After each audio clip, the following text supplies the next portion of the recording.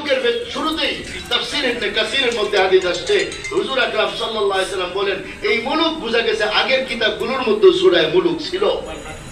এক ব্যক্তির সূরা মুলুক মুখস্থ ছিল, সে মুখস্থ করার পর একদিন সে দুনিয়া থেকে বিদায় নিয়ে চলে গেল।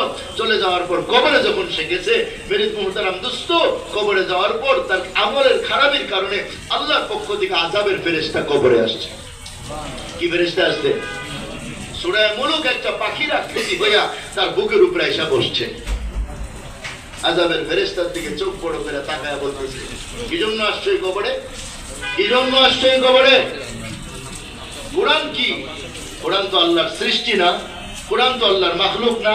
যা আমরা দেখি আর না দেখি, আল্লাহ ছাড়া যা আছে সব আল্লাহর সৃষ্টি, কিন্তু কোরআন আল্লাহর সৃষ্টি না, কোরআন আল্লাহর কালাম। আল্লাহ যেমন আছেন থাকবেন, আল্লাহর কালামও আছে থাকবে। আল্লাহ